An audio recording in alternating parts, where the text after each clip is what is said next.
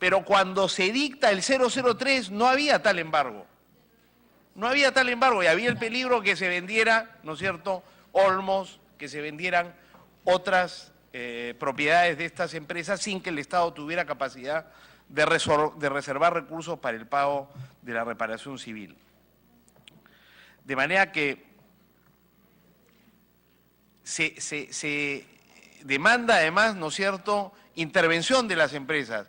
¿Qué mayor intervención que prohibirle a las empresas poder disponer de sus recursos, repatriar capitales y poder vender sin autorización del Ministerio de Justicia? Esa es una intervención, ¿no es cierto?, que garantiza por lo demás la cadena de pagos y todo lo que ya se ha dicho en esta reunión. De manera, lo primero que quería decir, la corrección de la política gubernamental en esta materia, señora presidenta, y la respuesta clara a la pregunta de a quién beneficia el 003, sin ninguna duda al Perú, y hay que ver para eso la demanda de Odebrecht, la demanda internacional contra el Estado peruano. Sobre el 003 hay algunas preguntas que se han hecho acá en esta reunión y en la reunión anterior donde tuvimos al doctor Juan Mendoza. Yo quisiera formularlas para que, a ver si el Premier y la Ministra de Justicia nos ayudan a terminar de aclarar esto. La primera tiene que ver con el peligro de las ventas simuladas o los sobreprecios. Yo entiendo que si hay sobreprecio, quien se beneficia con el 003 es el Estado porque va a ser mayor el monto que va a ser retenido de esa transacción, pero me gustaría que por favor lo aclare la ministra.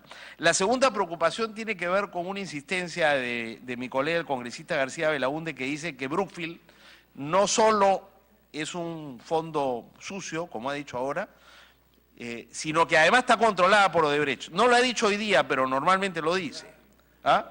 Por Braskin, que tiene, ¿no es cierto?, participaciones de Odebrecht. Entonces, segunda pregunta sobre el 003. Entiendo que el 003 contempla un mecanismo por el cual la empresa que va a cobrar tiene que transparentar, digamos, ¿cómo se dice? ¿Quiénes son sus propietarios? Para ponerlo en fácil.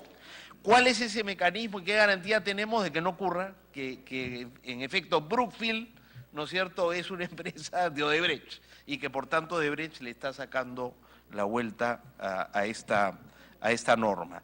Y tercero, el 003 también contempla la posibilidad de que si hay un consorcio que maneja como alguna de las IRSAs, por ejemplo, se contempla que una de las empresas condenadas o que ha reconocido hechos de corrupción pueda ser sustituida de ese consorcio. Y se pone como ejemplo en la presentación que ha hecho el Premier la carretera Negro Mayo, la carretera El Arenal Punta Bombón y la carretera Hualapampa. La pregunta es, en esos casos donde Odebrecht es sustituida por otra empresa, ¿Odebrecht vende su participación? ¿Qué ocurre ahí? Porque, digamos, no he visto que en el fideicomiso aparezcan los resultados, si hubiera venta, de esa venta, o no han aparecido todavía. Me gustaría que me aclaren. Cuando hay sustitución en un consorcio de una de las empresas comprendidas, digamos, en el alcance del 003, ¿qué cosa pasa ahí con esa sustitución? ¿Es una venta de derechos, de acciones? Y eso, ¿por qué no se traduce en el fideicomiso y en las cifras que tenemos en este momento? Y por último, yo quisiera referirme al asunto de la procuradora Ampuero y las razones por las cuales quisiera, para terminar, presidenta, referirme a el asunto de la procuradora Ampuero y la razón por la cual la ministra de Justicia decide destituirla, que lamentablemente lleva a la decisión de la ex procuradora Príncipe, ¿no es cierto?, de no seguir en la... Y por eso yo creo que la confusión, porque si ella no quería seguir, si se iba a Ampuero, debió renunciar. Entonces, me imagino que eso es lo que lleva a la ministra a decir, bueno, ya ha renunciado, en el sentido de que ella no quiere hacer lo que yo le estoy pidiendo que haga y lo que le corresponde hacer, porque ha actuado al margen de la ley. Y eso es lo que lleva a eventualmente su destitución en la medida en que ella no quiere, ¿no es cierto?, renunciar. Pero me parece importante la aclaración una vez más, pero para mí ha quedado ahora sí meridianamente claro que no ha habido ningún interés, ¿no es cierto?, de que se fuera la señora Príncipe. Tan es así que lo conversa y la doctora Príncipe le dice, deme unos días para pensarlo. Y después de pensarlo decide, ¿no es cierto?, no seguir en la institución, y es ahí donde, bueno, se le destituye para que la ministra pueda recuperar su responsabilidad dentro del Consejo y proceder a destituir a la procuradora Ampuero. O sea, el problema que es con la procuradora Ampuero. Y la ministra ha señalado, digamos, que la razón por la que se va es su decisión de impedir la venta de Olmos, pero que hay un conjunto de acciones en su breve paso por la Procuraduría que apuntaban a que era necesario un cambio de procuradora. Pero en el largo listado que usted ha hecho no he visto referencia alguna a la decisión que toma la procuradora de pedir el embargo de los bienes de Barata por el valor de $1 millón, siendo Barata la principal fuente de información para llegar a la verdad y para poder hacer justicia en los casos de Lavallato que involucran a Odebrecht. Entonces, lo que yo quisiera es saber cuál es la postura del gobierno en relación a la colaboración eficaz. Cuán importante es para el gobierno la colaboración eficaz y si esto pesó también en la decisión de licenciarla a la procuradora Ampuero. Gracias, presidenta. Gracias, congresista Costa. Señora Pérez Tello. Gracias, presidenta. Voy a empezar por la última. Esto, a propósito de lo que usted ha señalado, se da un comunicado del Ministerio Público con fecha 6 de junio del 2017.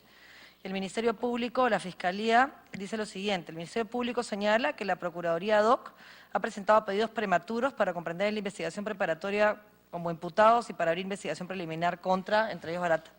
Por ello indican que resulta necesario distinguir el rol de cada institución desde una perspectiva constitucional y legal, ya que la labor de corroboración corresponde al Ministerio Público y debe ser reservada. Cuando se da la norma que modifica la colaboración eficaz, se establece cuál es el momento en el cual la Procuraduría puede participar y se dice: la colaboración eficaz es una negociación que hace el Ministerio Público. Obvio, porque tú lo que estás haciendo es que alguien que se supone tiene responsabilidad, pero también tiene información para capturar a alguien más grande, te dé a cambio de disminuir la pena, no de decir que es inocente, por supuesto, disminuir la pena. Después de que tú llegas a una negociación, ves que la información que te da sirve, que tiene las pruebas que podrían corroborar la responsabilidad de alguien más grande o de algún otro funcionario, tú puedes llegar a negociar la reparación civil. En ese extremo, en el de la reparación civil, es en el que entra la Procuraduría. Y la Procuraduría puede decir, estoy de acuerdo con ese monto, con lo cual firma y accede al resto de información, o puede decir, no estoy de acuerdo con ese monto y me reservo el derecho a pelearlo en el fuero que corresponde, que es en el Poder Judicial. Entonces, en realidad, congresista, sí hubo de parte del Ministerio Público, cosa que se hizo pública, un malestar, porque al haber solicitado la prisión con información que se obtuvo en el marco de la colaboración eficaz, sí desincentivas que esta continúe. Pero todas estas razones que yo estoy informando hoy son razones de las cuales he tomado conocimiento ya de presidenta. Yo he conversado muchas veces con la señora Príncipe, manifestando mi malestar. Entiendo que les va a hacer llegar los WhatsApps, tanto los míos como los que ella me respondía. Yo no tengo ningún problema, yo no tengo dos agendas ni dos discursos. Y todo lo que le he hecho saber por escrito, lo hemos hecho saber tanto el Premier como quien habla, como el presidente, en conferencias de prensa. O sea, nuestros malestares han sido todos públicos. El malestar del Ministerio Público también es público. Mi indignación por la forma como se manipuló la oficina que se le entregó en un canal de comunicación, induciéndolos a error, fue comunicada directamente a la productora del canal. Entonces, en realidad, no hay, porque ella enseñó el primer y el segundo piso y a ella se le había habilitado el tercer piso. Yo los invito a que nos acompañen a ver lo rápido que se habilitó su oficina. Yo tengo 1 año en el Ministerio de Justicia y todavía no puedo habilitar todas las instalaciones porque hay pues complicaciones administrativas. Entonces yo creo, congresista, que con eso respondo a esa pregunta. Sí hubo una manifestación de preocupación de parte del Ministerio Público de cómo esto podía entorpecer, pero la doctora Príncipe tomó el criterio de no sancionarla. Y yo la verdad es que respeto y creo que la doctora Príncipe hizo un buen trabajo como encargada de la presidencia. En este caso en particular, solo en este, ella lo ha afirmado, nunca intervine, nunca en ninguna de las decisiones que ella tomó. En este caso fue simple, o se iba la señora Ampuero, porque la señora Príncipe lo sometía al Consejo, o la tenía que votar yo. La he votado no sola, con el otro miembro, que es miembro desde que la doctora Príncipe estaba a cargo, el doctor Pedro Angulo. Y también es verdad que mucha de la gente del equipo de la doctora Príncipe, por ejemplo, el secretario técnico, el señor Martín Mijishich, sigue desempeñándose como secretario técnico, que es la única persona que por ley nombra la presidenta del Consejo. Me hizo algunas preguntas más, le contesto. Sobre eso, la doctora Príncipe ha dicho que todo su equipo ha sido echado de la institución. No sé si podría confirmar esa afirmación. El señor Mijishich, que es el secretario técnico, que es según la 1068, a quien nombra la presidenta, que fue traído por la doctora Príncipe, continúa laborando en su cargo. De hecho, nuestro secretario técnico, el doctor Pedro Angulo, sigue siendo miembro del Consejo. Nosotros no hemos hecho ningún cambio, los haremos sin duda, pero no en este momento. Nosotros no le pedimos su renuncia a la procuradora adjunta de la señora Ampuero porque creímos que debíamos tenerla hasta que se hiciera la transición. Fue ella la que presentó su renuncia. Y esas cosas quiero dejar claro. Pero entonces, la 2 de la señora Ampuero, la adjunta. Salvo las 3 procuradoras que se han ido... No. La señora Príncipe no es procuradora.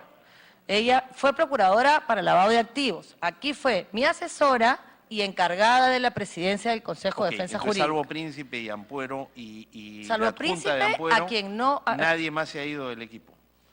Porque ellas han dicho que todo el equipo ha sido despedido.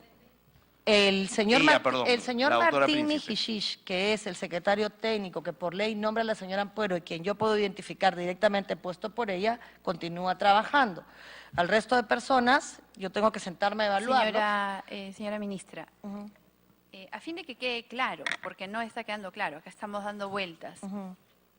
Aparte del señor Martín Mijishich, el secretario técnico. Mijishich, que como secretario técnico, obviamente, cuando hay este tipo de interrupciones en la contratación, porque quisiéramos entender eso en lugar del término que usted está usando permanentemente de la boté, no nos parece adecuado y se condice con las buenas prácticas en materia laboral que como ejecutivo deben mostrar y como el legislativo debemos cautelar. Por lo tanto, le pediría que por favor deje de usar la expresión la boté, ¿no? Se condice con las buenas prácticas que debemos tener en materia laboral. Aparte del señor Martín Mijishich, que como secretario técnico es necesario en un proceso de transferencia cuando hay interrupciones laborales de este tipo, ¿cuántos más del equipo de la señora Príncipe continúan laborando? No sé, cuando usted se refiere al equipo de la señora Príncipe, a quiénes se refiere, Presidenta, pero no se preocupe, que voy a darle una relación de todas las personas que fueron contratadas en los últimos 10 meses y cuáles permanecen laborando ahora y cuáles han sido separados para que no incurramos en ningún error.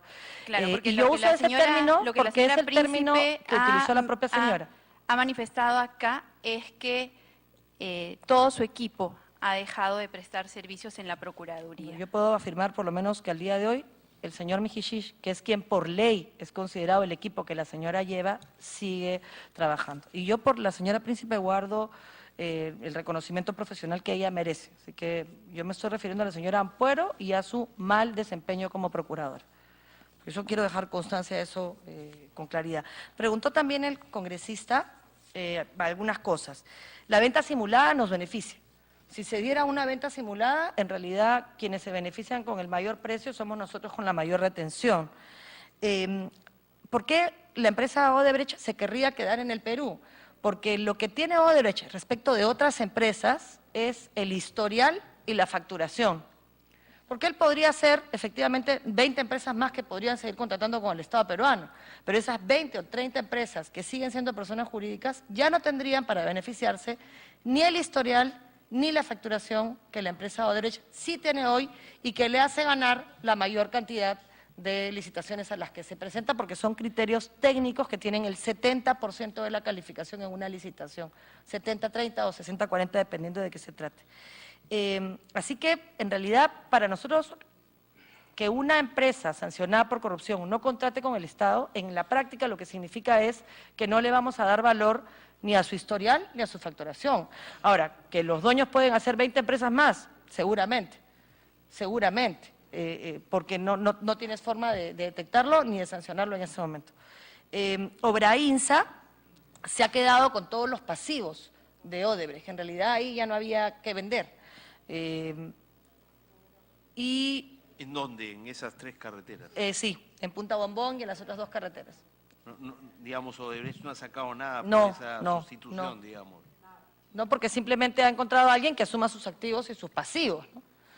Y en el balance se quedaba igual. Lo que pone en evidencia la precaria situación de la empresa Odebrecht. Y esto ha dejado, como él subcontrataba, a 90 empresarios que lo que quieren es que se les pague, pero eso no depende del DU 003, sino que Odebrecht tenga liquidez para que pueda pagar sus acreencias.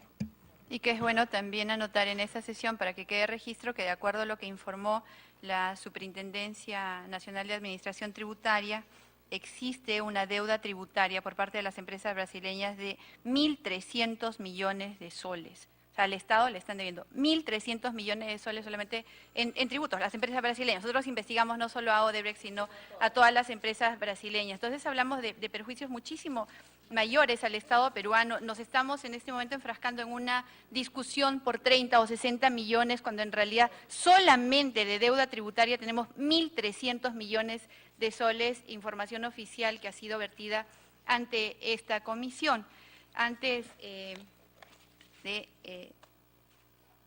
darle la palabra a la congresista Espinosa, hay varios temas por los cuales se le ha convocado, señor primer ministro, esta mañana. Uno de ellos tiene que ver con el tema de las reservas de gas informadas por el primer ministro. Es relevante para esta comisión, en tanto estamos culminando algunas investigaciones. Usted nos ha dicho que el anuncio del presidente, en el cual textualmente habla de enormes nuevas reservas, recién descubiertas, son en realidad las del 2016, eso es lo que he dicho, o sea, no son nuevas, o sea, está informando lo que la empresa china informó en el año 2016. Congresista, lo que mencionó el presidente es, desde el proceso de licitación del gasoducto en su momento donde no había reservas, a hoy hay reservas y es el anuncio que hizo de enormes reservas la empresa CNPC en el 2016. Claro, lo que él dijo es, hay información adicional sobre nuevas reservas probadas como para afirmar que se han descubierto enormes reservas de gas. ¿Eso así es? ¿Nos ha dicho a cuánto asciende? ¿Puede, por favor, repetir el Está monto? en el PowerPoint que está ahí, me parece que estamos hablando de 2.2 trillones, trillones de pies cúbicos. Esas, Son las probadas. según Pueden la haber información, más. esas están probadas. En todo pero caso, estas... Puede haber adicional, sí. según la empresa dice que hay 3.2 entre probadas y probables. Exactamente. O sea en que en todo todo caso- caso, perdona, Sí, Presidenta, congresista en Costa. todo caso, ese 2%, ese 2 TPC es lo que se necesita para garantizar la viabilidad del... Basta con el 2, digamos. Sí. 2. Y viene lo probable que también esperemos se concrete. Sí, eso precisamente era lo que queríamos dejar constancia de su respuesta. Se aseguran que esas nuevas reservas descubiertas aseguran la construcción del gasoducto del sur. O sea, tiene que haber el procedimiento, como lo he dicho en la presentación. La idea es que tiene que pasar por un procedimiento de relicitación, tiene que pasar por el sistema de InviertePE para ver si económicamente y socialmente es rentable. Pero que exista este nivel de reservas ayuda en esa evaluación. Sí se va a hacer entonces evaluación social y económica para determinar la rentabilidad. Si tenemos en Es bien cuenta... importante porque además lo dije textualmente. En el caso de la primera licitación no se hizo, ¿por qué? Porque había el pago de los usuarios, pero también nos dimos cuenta que no habían las reservas. En este caso hay las reservas y como puede salir de recursos del Estado, se tiene que hacer la evaluación correspondiente. Comprenderá que nuestra preocupación precisamente tiene que ver con el hecho de que se puedan repetir los vicios anteriores, siendo que este contrato se resolvió en enero del 2017. ¿Para cuándo estiman que se lanzará la nueva licitación? Es para el 2018. 2018. En el primer semestre, sí.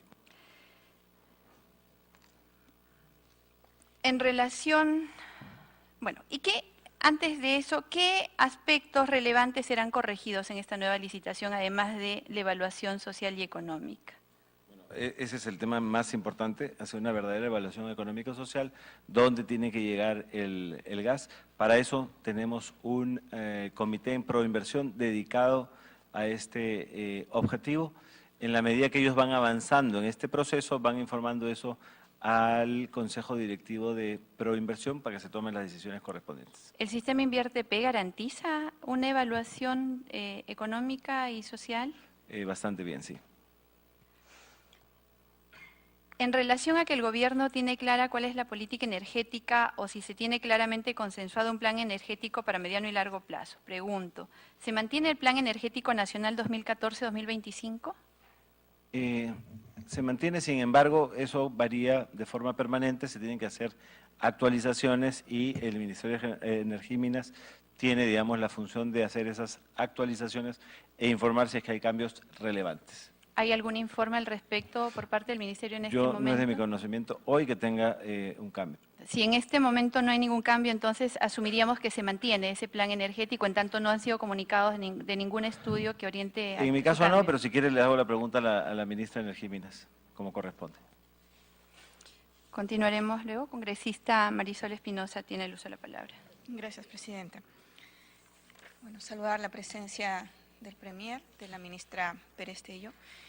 Y una de las preocupaciones que teníamos con respecto al tema del decreto de urgencia 03-2017 es que a la letra señala que el Ministerio de Justicia solicitará al Procurador Público un estimado de la reparación civil. Considerando que son abogados, que no necesariamente tienen que tener el expertise financiero para señalar la reparación, pero lo más grave que hemos encontrado en este tema, cómo la Procuraduría fija esta reparación civil si además de que puede hacer las coordinaciones, han señalado con el Ministerio de Economía, pero ni siquiera puede participar del proceso, que no depende de ustedes tampoco, el proceso del Ministerio Público, porque hasta ahora, y creo que nosotros en la comisión cuando iniciamos, uno de los primeros pedidos fue efectivamente que nos dijeran cuál era el contenido del acuerdo o preacuerdo para saber cómo se iban a realizar las reparaciones y lamentablemente estamos ahora en este mismo tema. Si no se tiene conocimiento sobre el estado en que se encuentran las investigaciones, cómo ellos pueden fijar la reparación civil, ¿no? Esta es una de las preocupaciones. Y la otra es cuál ha sido la evaluación que ha desarrollado el Ministerio de Justicia para nombrar al señor Jorge Miguel Ramírez Ramírez como procurador actor para el caso Lavajato. Sí, Presidente, rápidamente, sobre cómo se puede hacer el cálculo, precisamente, esa es la mayor crítica. Es lo primero que debes hacer, si ese es tu trabajo, es hacer un monto aproximado, como lo hizo Estados Unidos, como lo hizo Suiza, como lo hizo Brasil, y haces perspectiva. Y además tienes 5 millones para contratar a los mejores, a universidades, a expertos, a consultoras, que te puedan ayudar a determinar desde el 2005 hasta ahora cuáles son los contratos que están en OCE y que tienes y pedirle a todo el Estado cuáles son las concesiones que están vigentes para poder hacer esa determinación. La mayor crítica es que no se ha fijado la reparación. Se ha pedido, el nuevo procurador, el doctor Jorge Ramírez Ramírez, me ha solicitado 15 días para poder revisar el expediente, obviamente mantener el proceso, entiendo que hay una audiencia en este plazo, y armar la estrategia de defensa, revisar si es que se ha fijado y con qué criterios la reparación civil, porque no puede ser arbitraria, tienes que sustentarla ante el país.